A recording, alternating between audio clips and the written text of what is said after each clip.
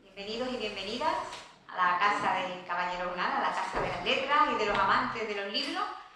Y mientras que va llegando el público, que ya sabemos que con esto del frío nos vamos amedrentando un poco, y con la Navidad a las puertas, que en Jerez empieza tan pronto la Navidad, empieza en noviembre, ya hay quien está por ahí preparando zambombas y preparando... No, zambombas no diga nunca, nunca, nunca, que te echan de Jerez. La zambomba. Yo tuve incluso un altercado, pero una conversación con la RAE. Por eso, porque en algún lugar ponían lo de la zambomba, que se decía zambomba o zambomba, y les escribí diciéndole, perdone usted, pero zambomba no se dice, porque esto no es un conjunto de zambombas, es una fiesta alrededor de la zambomba. Claro, claro. No es nadie lleva 20 zambombas y hace una zambombada, como una tamborada. Claro. No. Claro. Esto es otra cosa. Y entonces me dieron la razón. Pero es verdad que claro. se empezó a conocer, por ejemplo, porque en Cádiz no se celebraba eso.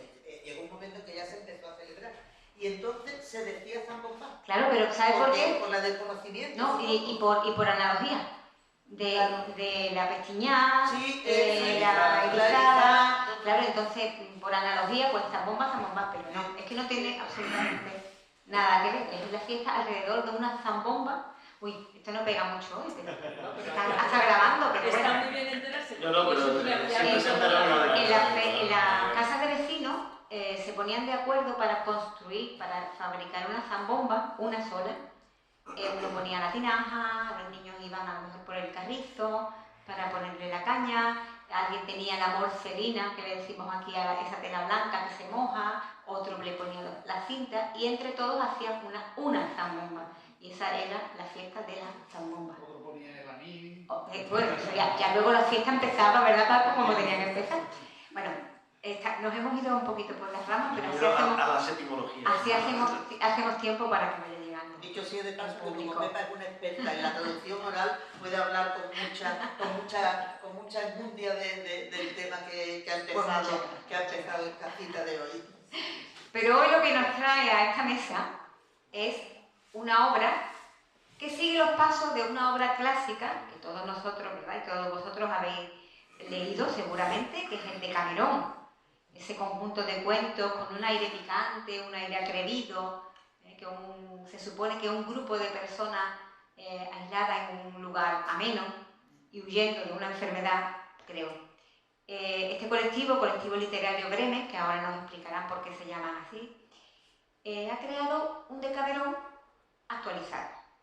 Y me consta que lo han hecho utilizando todas las bazas que hoy en día nos da la técnica, toda esa tecnología que ahora tenemos a nuestra disposición. Ya no hace falta irse a un campo, a un retiro en medio del campo. Ahora hay muchas maneras de también estar conectado y a la vez retirado. Así que nos lo van a contar.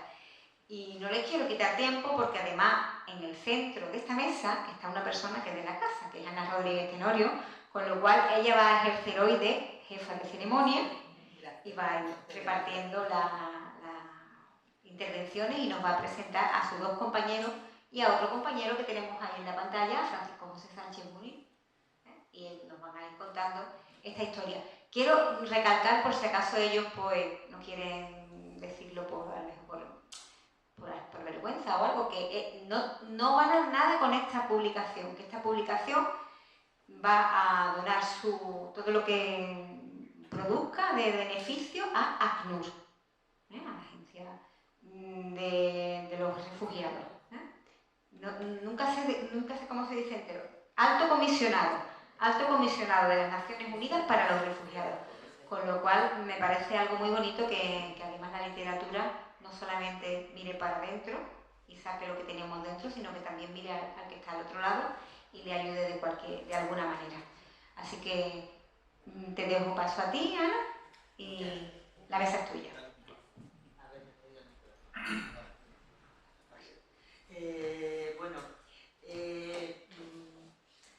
Estamos en la casa de Caballero Bonal y este proyecto con el que nos hemos atrevido a revelar y a remover una de las joyas de la literatura universal expresar, lo cual es un auténtico atrevimiento.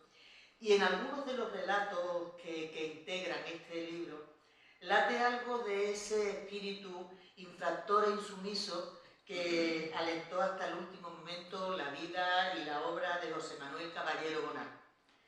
Hoy lo presentamos en su casa como un modesto homenaje a quien tanto y tan bueno aportó a la arriesgada aventura de escribir. De ella habla este poema de su libro Manual de Infractores, que voy a leerlo brevemente, lo digo, como homenaje suyo y como agradecimiento por recibirnos en su casa. Se llama Recursos inútiles el poema. Lenguajes, voces, escrituras, ¿qué fragmentos imaginarios de la vida ilustran, evalúan? ¿Qué búsquedas de rastro, de qué historias terminan en remedos que el tiempo avienta y la distancia anula? ¿Qué dice Cinoño, perdón? Son cosas que pasan. Yo ya he bajado el mío en previsión.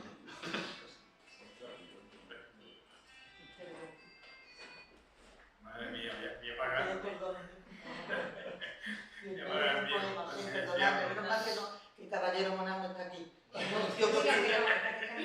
Se hubiera levantado y se hubiera ido. Y además, ¿sabéis qué es una cosa? Que es un llamante de esto que queremos hacer, que todos queremos asesinar, porque nos llama cuando no tiene que llamar y no nos deja hacer nada. Cuando ustedes disculpen, no tiene perdón.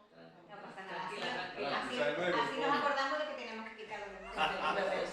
Empieza otra vez. Pero apagamos. Perdón. Lenguajes, voces, escrituras.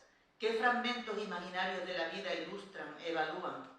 ¿Qué búsquedas de rastros, de qué historias terminan en remedos que el tiempo avienta y la distancia anula? Deficitarios ecos, códigos ineficientes de señales desordenan la significación de las palabras.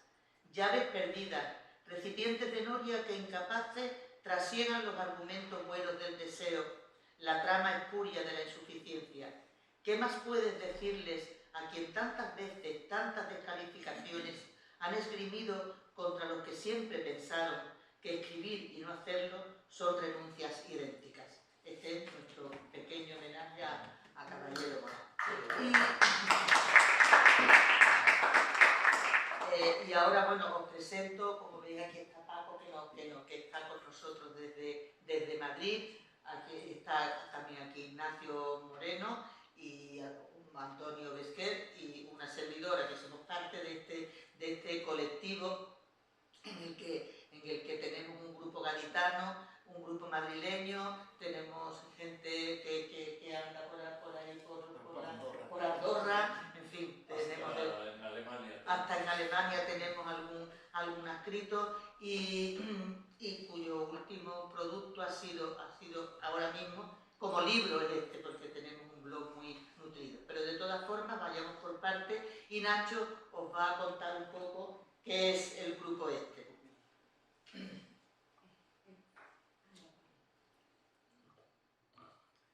Muy bien, pues el colectivo literario Bremen pues se forma en algún momento indeterminado de 2007 en el barrio de Malasaña, en Madrid. Se reúnen unos cuantos que luego serían escritores profesionales, y entonces todavía no lo eran, y decidieron formar una especie de taller que, como ahora diré, era muy horizontal. No me voy a parar a nombrarlos a todos, porque estos son más o menos los que empezaron, los fundadores. Me detengo como ejemplo en algunos. Ella es Lara Moreno. El apellido Moreno no implica el éxito editorial, pero ya veremos que esta es Lara Moreno. Tiene 3 o 4 novelas editadas, como 10 libros de poesía. Ha estado aquí también. Pues Lara fue de los 3 o 4 primeros fundadores del Bremen. Aquí tenemos a Aroa Moreno, que ha escrito 2 novelas solamente. La primera fue en 2017 el premio de Ojo Crítico. Se ha traducido, creo que ya a 12 idiomas, que es La hija del comunista. Y la segunda novela, que se llama La Bajamar, consiguió el premio Gran Continente. O sea, 10 de 10. Lleva 2 novelas y lleva 2 premios internacionales y muy importantes. Nombraría también a Carmen Moreno, otra Moreno, que fue quien me introdujo a mí en el taller. Y Carmen Moreno, pues yo qué sé, tiene 10 libros de poesía, 3 novelas, y la lista de premios se puede meter en Wikipedia y eso es enorme. Entonces, ella vivía en Madrid, entonces cuando entró en el colectivo Bremen, entró un poco después de que se fundara, estaría en el 2008 o así. ¿Por qué se llama Bremen? La primera vez que se reunieron me dijeron, vamos a escribir un relato de 3 o 4 páginas y lo leemos y lo comentamos. Y una chica, Rebeca Pulgar, escribió un relato basándose en unas líneas de una carta de Anaïs Nin que escribió desde el SS Bremen, que es este barco de aquí. Que fue un barco muy rápido, que luego participó como barco de carga en la Segunda Guerra Mundial y luego lo hundieron y se quedó como arrecife artificial. Pero la segunda vez que quedaron, dice, vamos a quedar en lo del Bremen, porque les impactó tanto el relato que se quedaron ya con el nombre de Bremen y nunca más se movió el nombre. Un año y poco después de que el grupo se formara, decidieron publicar un libro. Y en vez de quedar en casa de alguien, que fue lo primero que hicieron, dijeron, mira, ya somos bastantes, vamos a quedar en un bar. Nos tomamos una cervecita, nos ponemos en una esquina y leemos nuestros relatos ahí. El Bremen ha sido itinerante, este libro de 2009, y fueron quedando en varios bares de Malasaña, según iban encontrando alguno que se adecuara más o el dueño les dejara un espacio suficiente para leer. Y el último fue La Pródiga. Y el penúltimo libro que se editó, que en este ya sí participé yo, que es de 2020, se llama Letras Pródigas, porque se reunían en La Pródiga. Yo vivía en Cádiz y lo que hacía era mandaba por correo electrónico mi relato y un amigo lo leía ahí. Y yo era el único que era virtual. ¿Qué pasó al año siguiente? La pandemia. La última actualización, 7 millones de muertos. Esto fue terrorífico. Y lo que hicieron fue, en vez de quedar en los bares, que no podían, pues quedaron online. Entonces ya empecé yo, lamentablemente para ellos, a leer mis relatos, porque había gente que leía los relatos mucho mejor que yo, incluso los míos.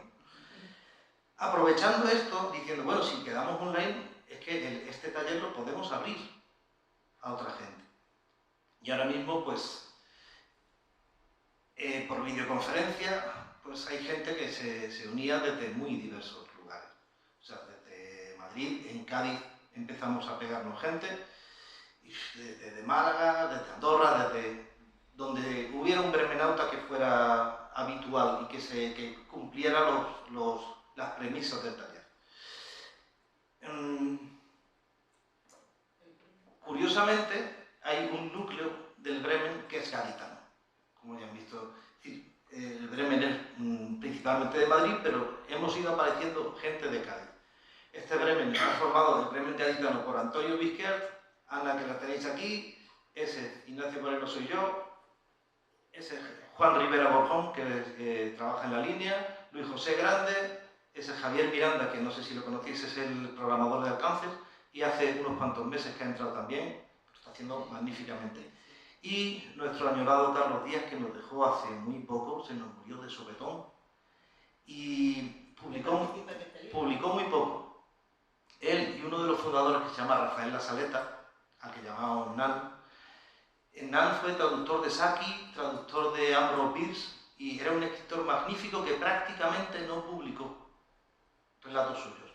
Aquí en este libro hay relatos suyos, y yo este libro en parte lo considero una joya, porque aquí tengo relatos de Nan y relatos de Carlos Díaz, y es muy difícil encontrar publicados relatos de estas dos personas que ya han fallecido. Desde el inicio, este taller fue asambleario. Hay muchos talleres que tienen un gurú, uno que manda, que es el que sabe, que es el que enseña a todos los demás. Esto es completamente horizontal, y os explico cómo es. Las premisas es que más o menos cada 15 días escribimos un relato de alrededor de 4 páginas. Si son 5 no pasa nada, pero más o menos de eso para poder leerlo a tiempo. El relato pues, se cuelga en un blog privado. Nadie puede entrar porque si alguien quiere que ese relato participe en un certamen, no puede estar publicado. Entonces no es un blog público. Es una pena, pero solamente nosotros tenemos acceso. Y lo colgamos en el blog porque tenemos que comentar. Eso es obligatorio. Es decir, cuando nos reunimos, se crea un acta de quién ha estado ahí, se cuelga y entonces se cuelgan todos los relatos y tienes que comentar los relatos. Es decir, Creo que aquí te has equivocado porque has puesto 2 veces esta palabra, ten cuidado con eso, aquí el ritmo del relato se cae, nadie se cabrea. Esto. ¿Cómo se entra en el taller? Obligatoriamente te tiene que avalar alguien. Es decir, alguien que sabe que una persona no escribe mal, o por lo menos quiere escribir bien, y quiere aprender a escribir. No es un taller para que entre una gloria de escritor, ya no lo necesita, no necesita ir a un taller. Este taller es para aprender, y para aprender no te tienes que cabrear, sino te dice, oye, ten cuidado que esto, estás cometiendo un error al hacer esto no se hace en un relato. Y si se hace, por lo menos que sepas que no está bien hecho. Y nadie se enfada, y eso es lo que le da de verdad valor al taller. En el taller todos aprendemos de todo. Y yo llevo más de 14 años en el taller, y no hay día que no aprenda una cosa con él. Este libro que os presentamos tiene todos estos autores. Son 13, porque idealmente habríamos sido 10 autores con 10 relatos cada uno, pero había gente que lo tenía, y además así, si no escribimos 10 relatos todos, por lo menos cabe más personas. Y ya digo que para mí es una joya, simplemente, hay relatos muy buenos, pero simplemente porque haya relatos de Nano y de Carlos Díaz, a mí siempre yo a este libro le voy a guardar siempre muchísimo cariño. Y poco más, ya sabéis cómo funciona y quiénes somos. Ahora yo le voy a pasar la palabra a Antonio, que nos va a contar un poco cómo ha sido la gestación de este libro, que fue idea suya, hay que decirlo, no lo va a decir él, pero lo digo yo. Fue idea suya y él va a contar cómo lo elaboramos. Muy bien. Enciende tu micro, Antonio. ¿Se me oye? Sí. Pues hola a todos, muchas gracias por acogernos aquí. Y bueno, pues como ha dicho Nacho, este es el tercer libro del colectivo Bremen. Es un libro colectivo. Normalmente un libro o tiene un único autor o tiene varios, pero es una antología de distintos autores. Nosotros, bueno, pues como se ha comentado, llega la pandemia, nos recluimos y a mí se me vino a la cabeza la lectura que había hecho siendo muy joven, 15, 16 años. Estaba en Preu, se llamaba entonces, ahora ya no sé cómo se llama. Ya no hay de eso. Y bueno, pues el profesor de lengua y literatura nos dijo, tenéis que leer el Decamerón, que es el precursor del Renacimiento en literatura. Y bueno, pues en el instituto había una biblioteca que había pues como 4 o 5 volúmenes nada más, y en las librerías el Decamerón que se vendía era un Decamerón recortado. Recortado porque la censura en aquella época, estamos hablando pues de hace 50 y tantos años o más, ¿no? Hace 60 años, pleno franquismo, y bueno, pues no todos los libros se permitían, ¿no? Entonces ya el Decamerón de Boccaccio había pasado una criba tremenda por la Inquisición desde el siglo XIV, 1355. Había una peste tremenda, hubo una epidemia tremenda en toda Europa, y él vivía en Florencia. Entonces su libro se refiere a 10 jóvenes que se recluyen, huyendo de la peste para evitar ser contagiados, se van a las afueras de Florencia a una casa de campo, y allí, para entretenerse durante las noches, pues se cuentan cuentos. Y el libro está estructurado con una estructura que hemos seguido al pie de la letra nosotros en nuestro libro. Entonces, yo de esta lectura que tenía hecha con 15 o 16 años, tenía un recuerdo maravilloso, porque fue el primer libro que me entusiasmó y que me hizo leer más y más cosas, ¿no? Y luego posteriormente escribir. Y entonces lo propuse a mis compañeros, les dije, oye, no vamos a hacer una antología como hemos hecho ya otras dos, ¿no? Vamos a hacer algo más que tenga un valor añadido, que tenga un hilo conductor. Por ejemplo, con la estructura del Decamerón de Boccaccio, vamos a hacer 100 relatos, pero de la época actual, del siglo XXI. Y bueno, me entraron al trapo, a alguno le costó más que a otro, hubo ciertas resistencias, pero al final pues estuvimos todos más o menos de acuerdo en que era un proyecto bonito.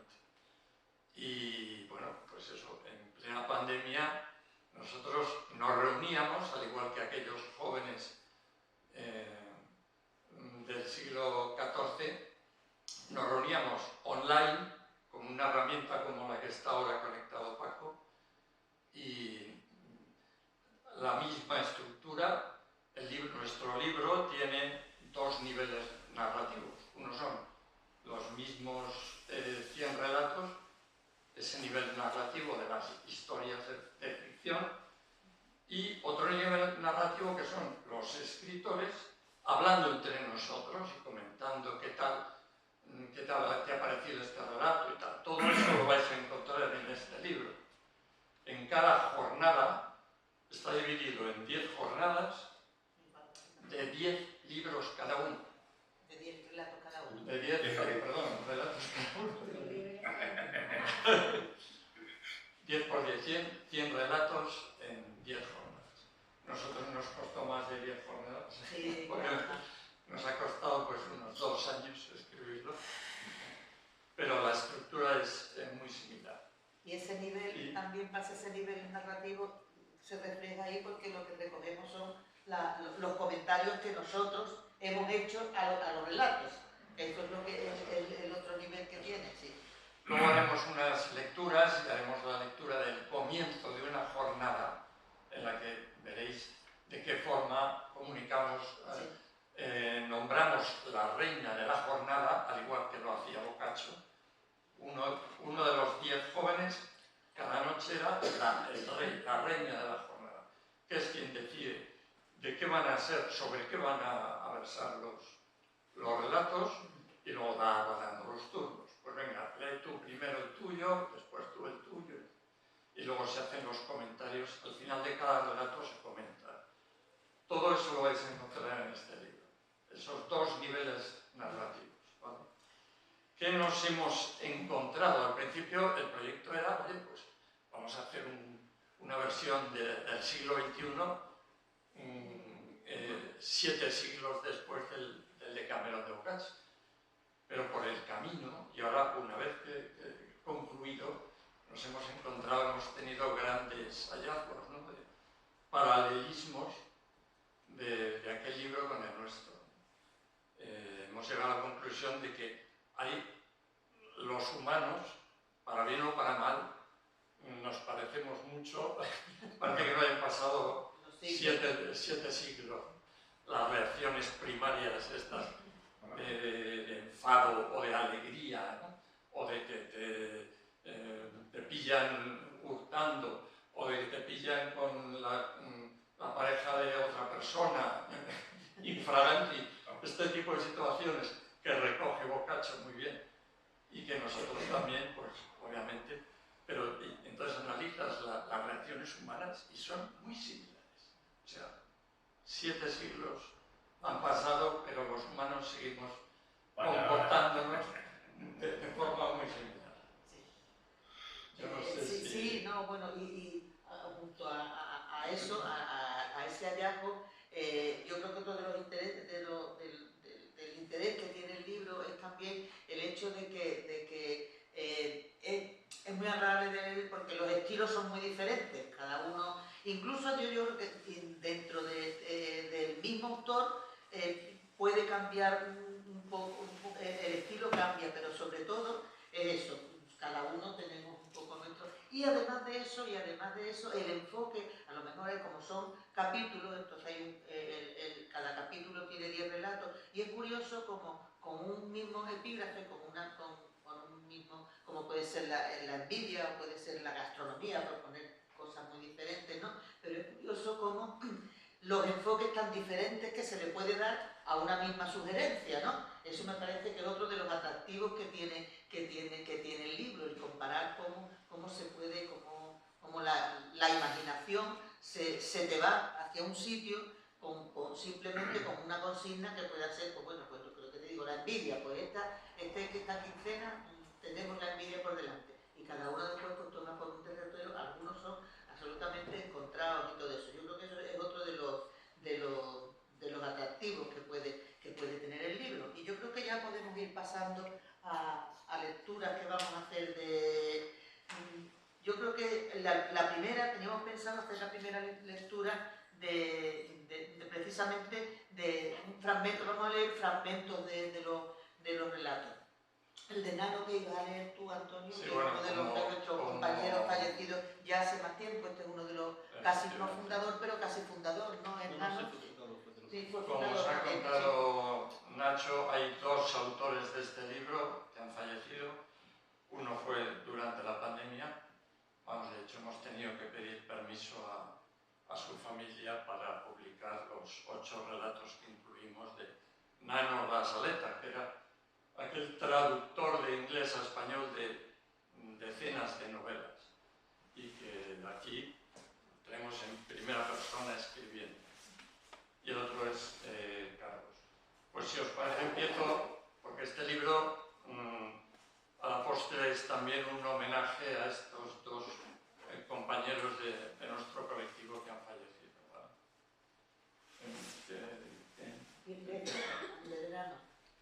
porque ella lo dice así.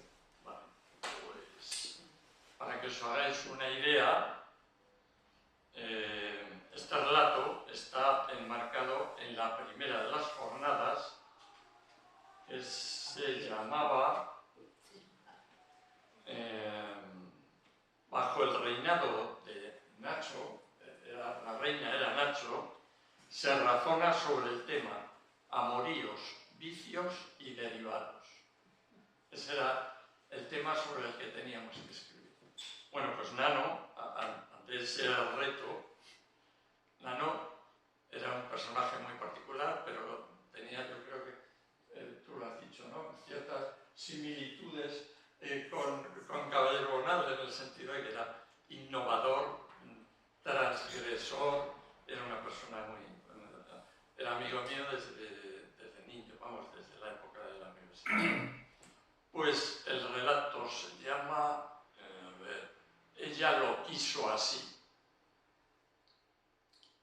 Tiene esta pinta, y voy a leer solamente el principio, perdonad el lenguaje, pero ya os digo, era una persona absolutamente transgresora y sin ningún límite. Estábamos follando aquella noche, una de las 3 veces más o menos que lo hacíamos cada semana, con esa casi languidez que da el tiempo y el conocimiento del cuerpo del otro. Un trabajo de precisión, con unos resultados aceptables, sería una buena definición del proceso. De pronto, improvisando fuera de papel, María, que en ese momento estaba encima, se separó un poco de mí, me regaló una sonrisa lasciva que ya no acostumbraba a usar y me dijo que ese mediodía había estado en un hotel follando con un compañero que yo conocía. Hasta ahí llegó. Tiene mucho desarrollo el relato. Solo no quiero hacer spoiler, que se dice ahora. Me limito a... Como decía Mayra, hasta ahí podemos leer. Ahora me parece que... bueno, Carlos, Sí. no, perdón, Paco nos va a leer el fragmento, creo que es un fragmento. Sí, ay, se oye, no, de todas formas. Bueno, pues Paco nos va a leer un fragmento de uno de los relatos de Carlos, este compañero que iba a venir, o sea, estaba previsto que viniera a esta presentación porque hace una semana que ha muerto repentinamente con un infarto. O sea que Carlos iba a estar aquí leyéndolo, sus relatos, y en lugar de eso, pues Paco va a leer uno de ellos. Carlos es un escritor estupendo también, con un blog particular que tiene él, con relatos, con unos poemas magníficos, pero nunca se ha ocupado de, creo que nada más publicó un librito hace ya tiempo. El blog se llama De los Caminos Andados, se llama, y merece la pena visitarlo. Sí, os lo recomiendo. Os recomiendo el blog porque merece la pena.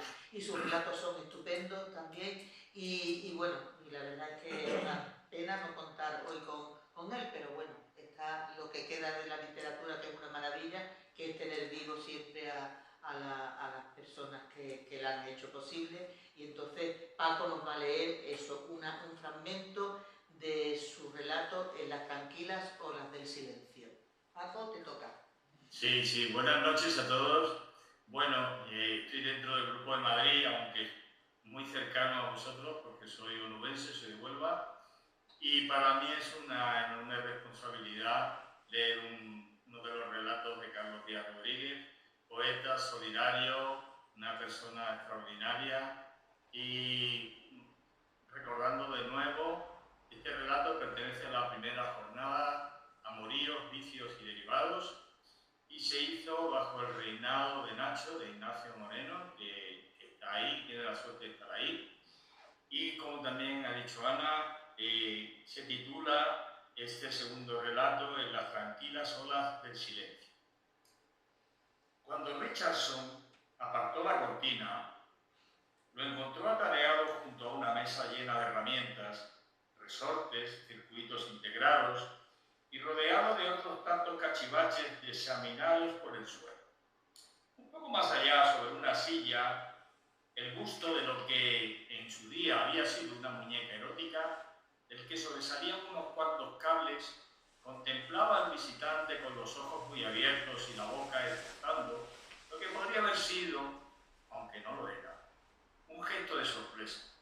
«Hola, capitán», saludó alegremente.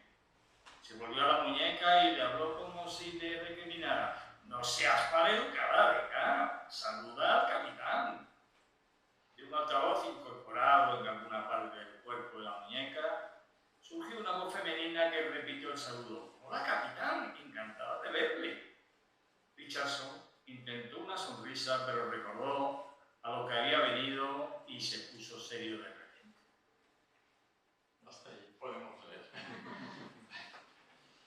Da mucho juego luego la muñeca erótica y el capitán. Ahora me parece que vamos a leer uno de Antonio. Uno compartido. Larga vida hay, ¿no? Que es sí, un relato de Antonio, pero que está escrito a modo de diálogo. Con lo cual, cada uno de nosotros vamos a hacer uno de los personajes. Vale. Así que venga. Este se Es enmarca... una delfina de... Conta tú cómo es. Sí, bueno, pues...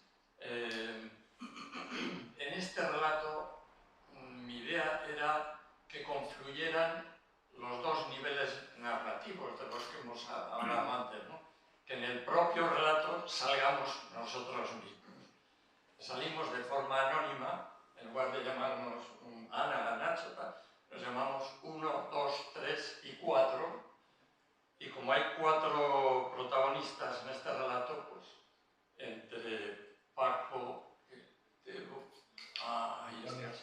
entre Paco y nosotros 3, pues vamos a hacer lo que es el comienzo de uno de nuestros talleres, ¿vale? De una de nuestras reuniones online.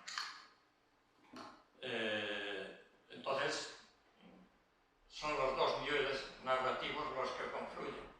Los de el relato, que está escrito por mí, y los de los que escribimos los relatos. Yo mismo aparezco aquí. ¿Y cuál es el tema? El tema es larga vida al... No, pero esto está dentro de... perdón. ¿Del reality show será? ¿De qué jornada? ¿De qué jornada? Perdón, esta es la Jornada quinta. jornada Página 215. y la Ah, no, es sobre la duda. La jornada de la duda. El tema era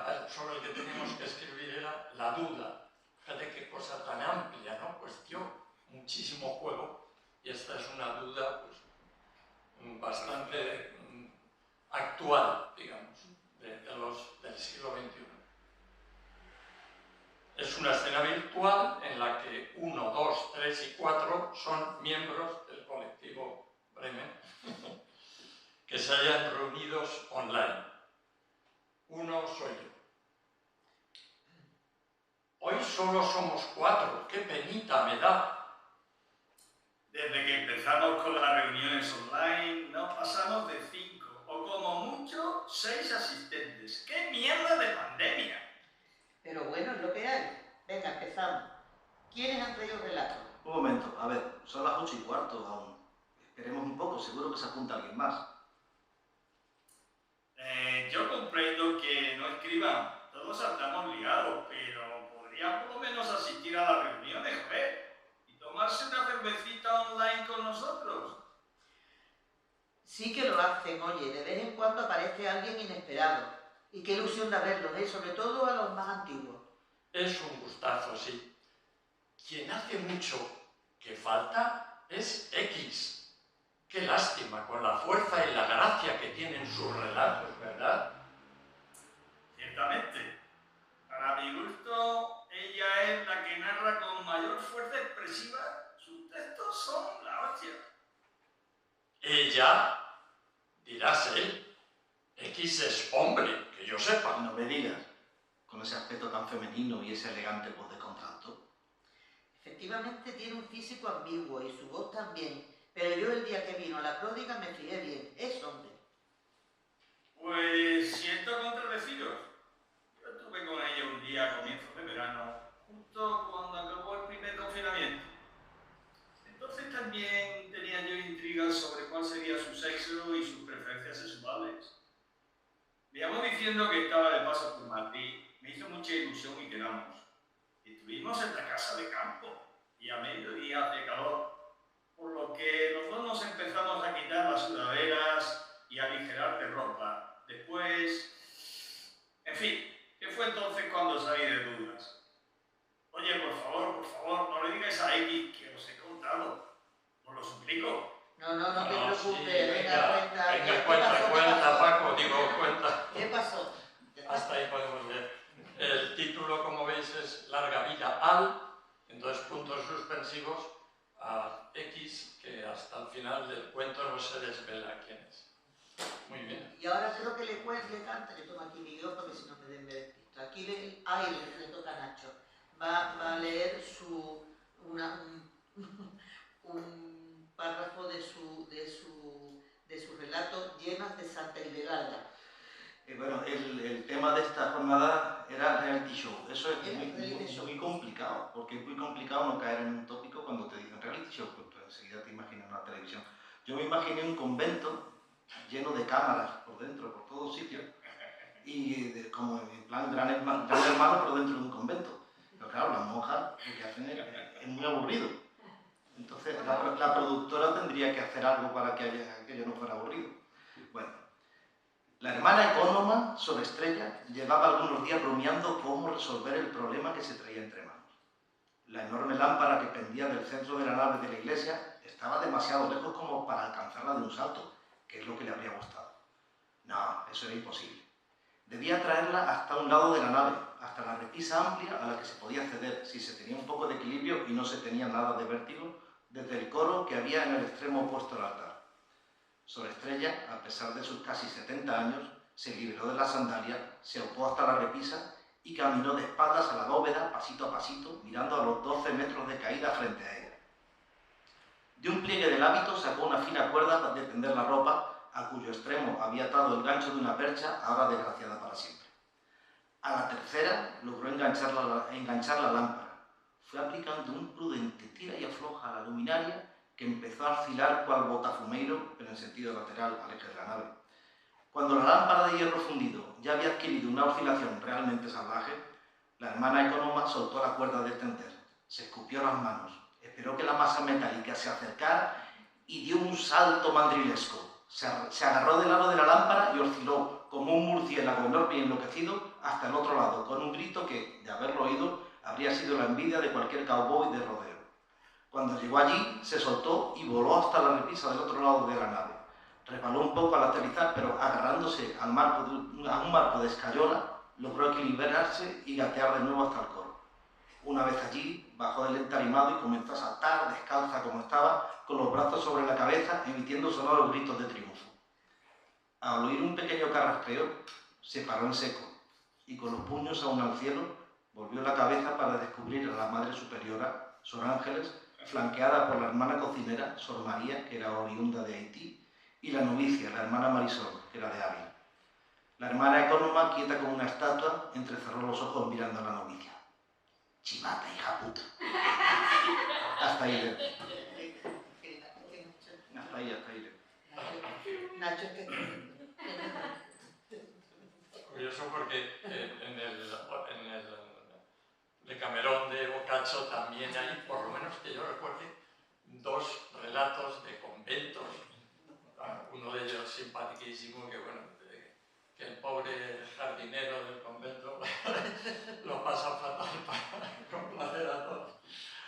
A todas monjas. ¿Por dónde vamos ahora? A ver, ahora va a leer Paco. Paco va a leer ahora precisamente también uno de la jornada reality show, que me parece que es también un poco un... va a leer la introducción, eso es. Sí. La introducción a una de las jornadas. ¿Cómo se recoge aquí ese doble plano de la narración? Pues aquí está una de las introducciones a la jornada, que esa la va a leer. Que es rigurosamente cierto. Bueno, tú lo dices, Paco. Me vais a permitir que haga una pequeña reflexión de mi entrada en el Bremen. No puedo ser más que agradecido porque ya realmente este proyecto estaba muy avanzado. Y para mí un honor, de verdad, que se me permitiera pues, ser la reina de una jornada que se llama Reality Show, en el que realmente pues yo, para mí era un gran desconocido, quizá por la terminología inglesa, pero bueno, y yo la verdad que no sabía qué escribir. Al final todos terminamos escribiendo con mucho cariño y con mucha emoción. Como bien ha dicho Ana, pues yo voy a empezar el relato y luego comentaré brevemente sobre el relato 10 que se llama Sublimación. Bueno, pues empezando, yo acababa de aterrizar en Barajas tras un largo viaje desde México. Un vuelo horrible de más de 10 horas con mascarilla y sin poder pegar ojo. A mi lado tenía un cachorro digno de llevarlo a televisión a un programa de esos que te hacen vomitar. Ese tipo sí que roncaba y de su cuerpo salían unos efluvios que bien merecían unas palabras y una valoración digna del mejor anuncio de colonias. Encima, cuando estaba para llegar al control de la policía en la aduana, después de un buen rato de guardar cola, tuve que acudir con urgencia a los servicios, también llamados aseos. De aquella dependencia de Barajas, pues el desayuno que me habían dado los de la compañía aérea empezó a hacer trastadas en mi digestivo. Algo digno de un programa tipo Objetivo Indiscreto. Bueno, pero aquello ya es historia pasada y ya sabéis que agua pasada no mueve molinos o morir. Tras pasar la aduana me dirigí a la salida y pude por fin liberar mi boca de su mordazo. Fue al colocarme en la cola de los taxis cuando sonó mi móvil. Ring, ring, ring. A pesar del ruido circundante y el cansancio acumulado, lo saqué inconscientemente del bolsillo y cogí la llamada.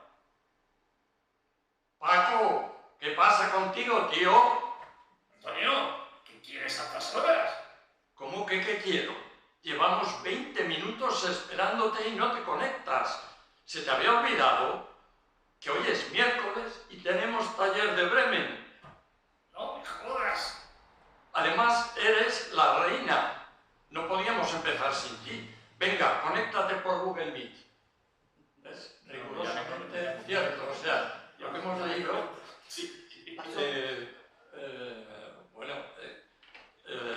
Paco hoy está en Madrid, pero el día que le tocaba ser reina de esta jornada, estaba en Barajas, que volvías de México, ¿no? De un congreso de esos tuyos.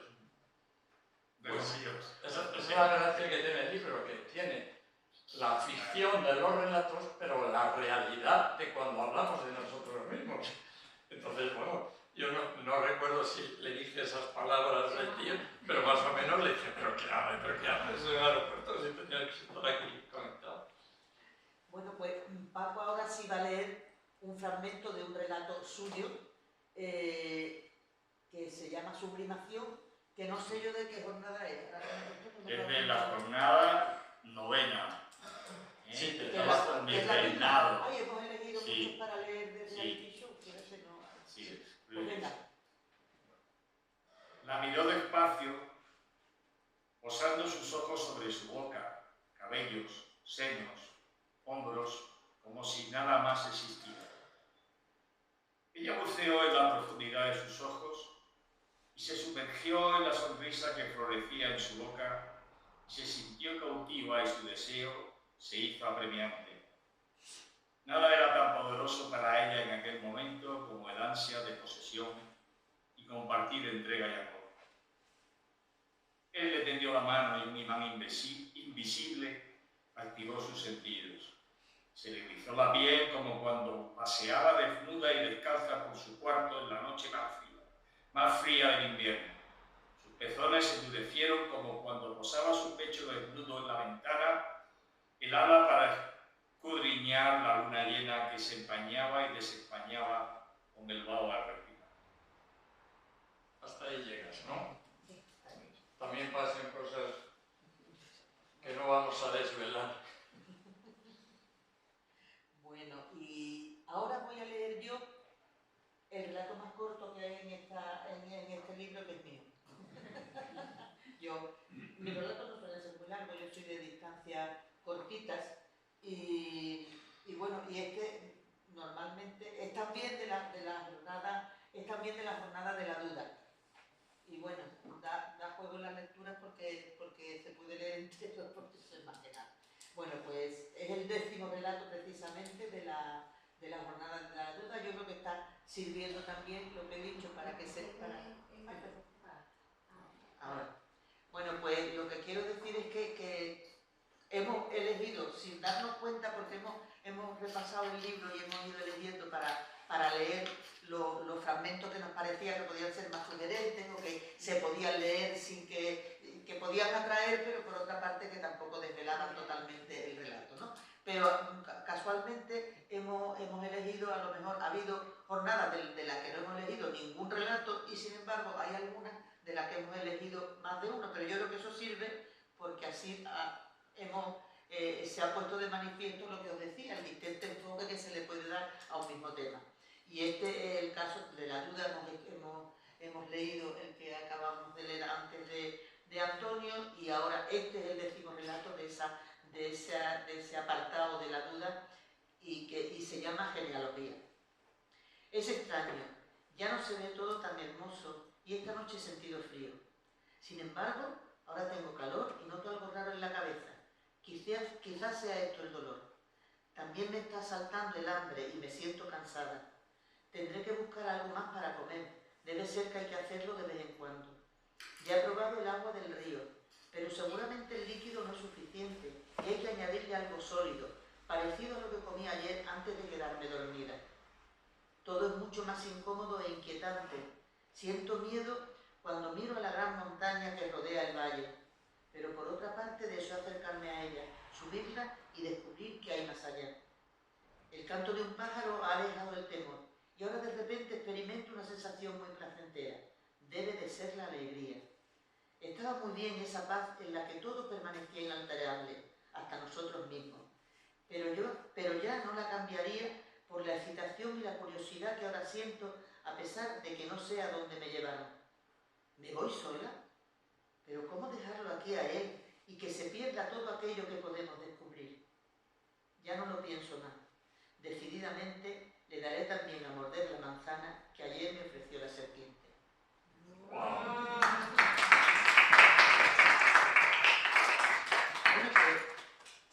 hemos sido estupendos, ¿eh? Media hora, o una hora, ¿eh? Para que nadie nos riña de, como últimamente de la mayoría de los sitios, como sea un sitio que no es el tuyo, te echan cuando pasan unos 5 o 10 minutos. Así que, bueno, pues tenemos muchos más relatos que leer.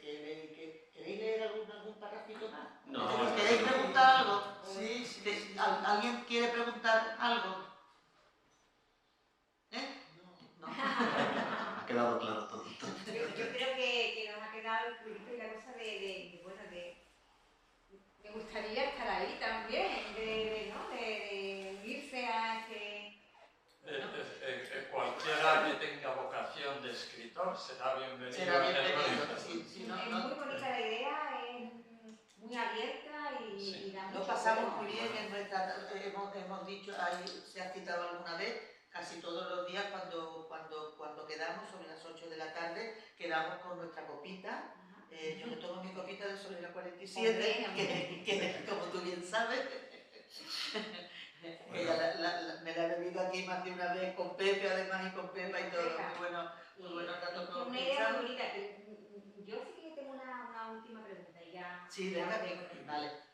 ¿De vez en cuando también hacéis reuniones donde os encontráis Sí, cara? claro, siempre que podemos. Siempre que podemos, eso es. Sí, por ejemplo, mira, Antonio, que vive en Madrid, tiene una torre en Cádiz. Entonces, Antonio y Rob, su mujer, que está ahí... Yo soy gaditano consorte, pero me siento casi más gaditano que madrileño. Son talleristas híbridos, están entre Madrid y Cádiz.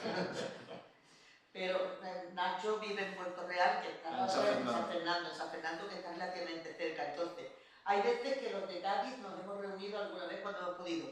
Normalmente el nexo de unión suele ser Antonio, porque está aquí Antonio, vamos a vernos, y entonces pues nos vemos los de aquí. Los de Madrid también se reúnen por su parte. Como antes hablabas que se creó en Malasaña y que había bares donde... Sí. Y decía yo, a lo mejor después de la pandemia se ha dejado esa cercanía. Lo que ocurre es que para quedar en un bar donde tú puedas leer los relatos, tienen que ser bares especiales, que tengan una zona donde no haya tanta música o no haya tanto tránsito. Entonces, por ejemplo, La Pródiga era un bar al lado y al fondo tenía una mesa como casi en una habitación aparte. Entonces, estos de Malasaña llegaban antes, ocupaban esa habitación y ellos leían sus relatos y lo podían escuchar porque no tenían la música de reggaetón ahí dándole caña. Entonces, no en cualquier bar se pueden reunir. La Pródiga se hundió con la pandemia. No aguantó. Yo lo decía porque a nosotros por lo menos nos ha sucedido que durante la pandemia empezamos a tener las actividades grabándolas y poniéndolas en YouTube y eso que es muy bueno, también ha sido una rémora, en cierto modo, porque ahora hay muchas personas que no acuden tan habitualmente porque como lo van a ver en internet, sí, esa... pero el contacto humano no tiene comparación. Pero vamos a decir desde aquí a los que nos ven mañana, en el YouTube, que tenéis que venir. Que no es lo mismo, y además ponemos un vino, ahora lo vamos a compartir. Si no te importa, voy solamente a comentar que este libro tiene una página web, como todo en este mundo tiene una página web, con que os metáis en Google, como estoy yo haciendo ahora, y digamos, intentar, de Camerón del siglo XXI, pues la primera que os sale ya es nuestra página web, ¿vale? Entonces aquí tenéis más detalles si es que carga. ¿Y se puede pedir el libro en esa página? Sí, ahí se puede. Para colaborar también con Ana, ya sabes. Aquí de todas formas hemos traído ejemplares por si alguien quiere. Nosotros nos lo guisamos y nos lo comemos todo. O sea.